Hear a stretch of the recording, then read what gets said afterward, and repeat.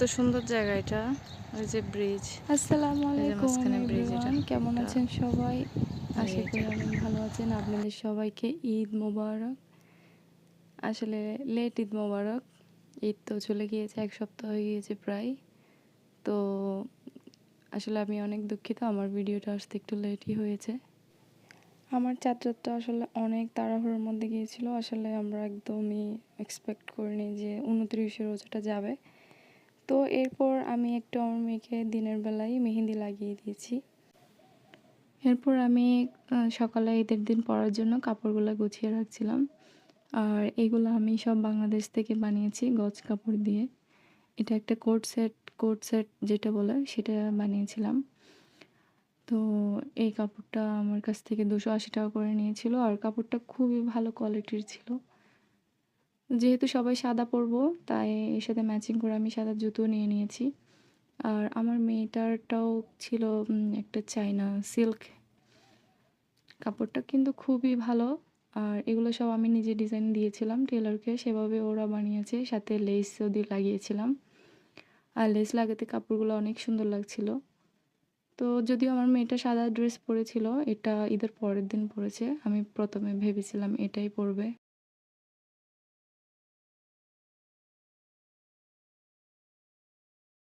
তো এই তো এগুলো সবগুলো আমি কিন্তু বাংলাদেশ থেকেই বানিয়ে নিয়েছিলাম আমরা যখন ডিসেম্বরে দেশে গিয়েছিলাম। আর এইটা হলো আমার ঈদের ফাইনাল ড্রেস। আসলে আমার না, এটা আমার মেয়েরটা, সেম কাপড় দিয়ে দুজনের জন্য বানিয়েছিলাম। এটা একটা অর্গানজা, সফট একটা অর্গানজার মধ্যে কারচুপি কাজ। আর সেম কাপড় দিয়ে আমারটাও বানিয়েছি, একটু ডিজাইনের মধ্যে ডিফারেন্ট।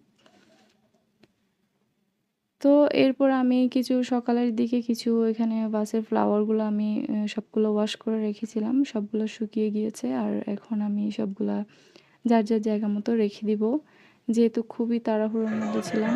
আর এই গানটা শোনা ছাড়া তো আমাদের ঈদ হয় না। যতক্ষণ না এটা শুনি ততক্ষণ পর্যন্ত ভালোই লাগে না। তারপর নিজেও একটু মেহেন্দি লাগিয়ে নিলাম, যেহেতু অনেক কাজের মধ্যে থাকবো, পরে সময় নাও পেতে পারি। তো এইগুলো ছিল চাঁদ রাতের আগের দিনে কিছু মাংস এনেছিল আমার হাজব্যান্ড, ওগুলাও আমি ঠিক করে নিলাম। আর আমি বিরিয়ানি রান্না করব, তেহারি, যেটা আমরা প্রতি বছরই রান্না করি। আর এখানে আমি কিন্তু ফালুদা বসিয়ে দিয়েছি। এখানে 1 কেজি প্রায় দুধ, 1 কেজি থেকে একটু বেশি ছিল দুধ। এখানে আমি একটা প্যাকেট ফালুদা দিয়ে দিয়েছি। তো এরপর আমি রাতের জন্য খাবার রান্না করছিলাম, আর সাথে করে গরুর মাংস ভিজিয়ে দিয়েছি। আর আমার ডেজার্ট, আমি আগে ডেজার্ট আইটেমগুলো বানিয়ে রাখছি। আর চাঁদ রাতে খুবই তাড়াহুড়োর মধ্যে থাকি। এবার আমি প্ল্যান করেছিলাম রাত 2টোর মধ্যে ফ্রি হয়ে যাব, এরপর একটু রিল্যাক্স করব, হাতে মেহেন্দি লাগাবো। কিন্তু না, ঘুমোতে কিন্তু 4টা হয়ে গেছে, আসলে আর ঘুমানো হয়নি। তো আমার মেহেন্দির কালার কিন্তু খুব সুন্দর চলে এসেছে। আসলে এটা আমি সকালে লাগিয়েছিলাম, কিন্তু খুব ভালোই আসছে কালার। আর এখানে আমি মালাই চাপের জন্য দুধটা তৈরি করে নিচ্ছি। তো এর জন্য আমি এখানে প্রায় 1 কাপ গুঁড়ো দুধ নিয়েছিলাম, আর সাথে একটা ডিম আর 1 টেবিল চামচ পরিমাণ ঘি, আর সাথে হাফ চা চামচ পরিমাণের চেয়ে একটু কম বেকিং পাউডার। তো আমার কিন্তু মালাই চাপের রেসিপিটা অলরেডি দেওয়া আছে আমার চ্যানেলে। চ্যানেলটির নাম সামিয়াস কুকিং ফিউশন, আপনারা চাইলে দেখে নিতে পারেন। এরপর আমি ভাবছিলাম যে অনেক কিছুই বানাবো, আসলে অনেক কিছুই প্ল্যান ছিল, কিন্তু আমি যতটুকু পেরেছি বানিয়েছি আলহামদুলিল্লাহ। এখন আমি এখানে রোস্ট রান্না করে রাখবো। আসলে আমাদের এখানে যেহেতু সকাল সকাল আজানটা দেয়, সকাল সকাল ঈদের নামাজটা হয়। আমাদের এখানে নামাজের টাইম ছিল 6টা 20-এ। তো তাড়াতাড়ি আমি কিন্তু রান্নাবান্না করে ফেলি, যেহেতু তাড়াতাড়ি সবাই চলে আসে। বাংলাদেশে তো দেখা যায় অল্প সময় পাওয়া যায় সকালে উঠে কিছু করার, এখানে তেমন পাওয়া যায় না।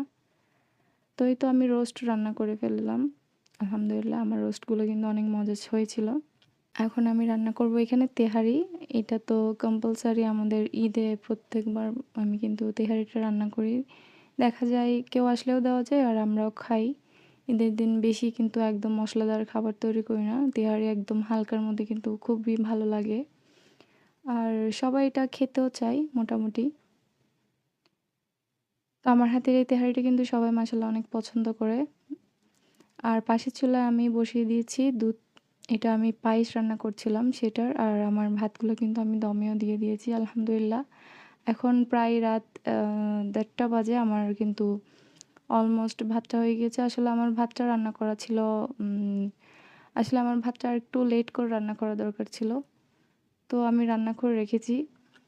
আ পরে দিয়ে আমি সকালে উঠে আবার একটু হালকা গরম করে তারপরে সার্ভ করে নিয়েছি। তা এখন প্রায় রাত ৪টা। এখন আমি একটু মেহেদি দিয়ে দিলাম। মেহেদি দেওয়ার পরে একটু সবাইকে হাসব্যান্ডরা সবাই নামাজ পড়ে চলে এসেছে। আমি তো টেবিল সবগুলো গুছিয়ে নিলাম। একটু নিজেও রেডি হয়ে নিলাম গোসল করে। তারপরেই তো সবকিছু আস্তে, আস্তে টেবিলে এনে আমি সাজিয়ে নিয়েছি। টেবিলটাও একটু গুছিয়ে নিলাম। আর এই তো আলহামদুলিল্লাহ আমাদের ঈদের সকাল, ঈদের নাস্তা। এখানে আলহামদুলিল্লাহ যতটুকু পেরেছি আমি রেডি করেছি। এখানে আমি ভাজা লাচ্ছা সেমাই করেছিলাম ঘি দিয়ে, তারপরে ফালুদা, মালাই চপ, পায়েস, তারপর একটু শুকনা যেটা পোলাও সেমাই সেটা করেছিলাম। আর ছিল বিরিয়ানি। তো আরও অনেক কিছু বানানোর আসলে ইচ্ছা ছিল। তারপর হয়ে ওঠে নাই, একা হাতে যেহেতু সবগুলো করতে হয়। আলহামদুলিল্লাহ যতটুকু বানিয়েছি। আর আমি হালিমও রান্না করেছিলাম। হালিমগুলো আমি ঈদের দিন সকালে রান্না করেছি। মাংসগুলো রাতে রান্না করে রেখেছিলাম। এরপর একটু নাস্তা-টাস্তা করে সবাই পিকচার তুললাম। তারপরে তোলার পরে আমরা একটু রেস্ট করলাম। আর আমার ডান হাতে কিন্তু মেহেদি লাগানো হয় নাই। আমার হাসব্যান্ড স্টিকার দিয়ে আমাকে লাগিয়ে দিচ্ছিল। ও প্রায় প্রতি বছরই আমাকে হাতে লাগিয়ে দেয় ডান হাতে। তো আমি একটু নেইল পলিশ লাগালাম। তারপর আমার হাতের মেহেদিগুলো আস্তে, আস্তে কালার আসতে শুরু করেছে। আর এই কাপড়টা মাশাআল্লাহ এতটা মানে সফট ছিল। কাপড়টা এত পাতলাও ছিল না, কিন্তু লেন্থ অনেক কমফোর্টেবল ফিল করছিলাম।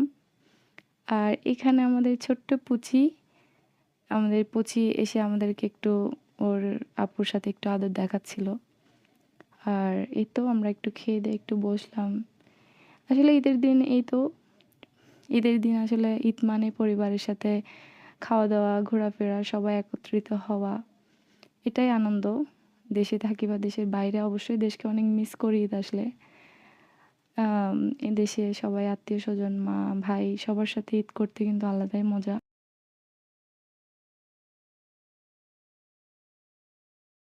এরপর বিকালে আমরা একটু রেডি হয়ে একটা ভাবির বাসায় গিয়েছিলাম। এখানে আমি আমার ঈদের ড্রেসটা দেখাচ্ছিলাম। এটা একটা ভাবির বাসায় গিয়েছিলাম। তারপর ওইখান থেকে আমরা আরেকটা ভাবির বাসায় যাব। আগে ১ম এ ভাবি আমাদের বাসায় এসেছিল। তারপর আমরা একসাথে বের হয়ে একটা জায়গায় গিয়ে একটু ঘোরাফেরা করে তারপর ওনার বাসায় গিয়েছিলাম। এখন ওখান থেকে আরেকটা ভাবির বাসায় যাব। সেখানে আসলে ভিডিও করা হয়নি। এরপর আমরা একটা পার্কে গিয়েছিলাম। পার্ক থেকে আমরা একটু ঘুরে তারপর রাতে আবার বাসায় চলে আসছি। এভাবে আমাদের ঈদ কাটলো আলহামদুলিল্লাহ আমাদের পরিবারের সাথে। আপনাদের ঈদ কেমন কেটেছে সবাই জানাবেন। আশা করি অনেক ভালো কেটেছে। তো ঈদের 2nd ডে ভ্লগ কিন্তু ইনশাআল্লাহ আমি এর পরের ভিডিওতে দেব। আর এগুলা সবগুলা ঈদের দিনের পিকচার। তো আসলে ঈদ মানেই খুশি, ঈদ মানেই আনন্দ।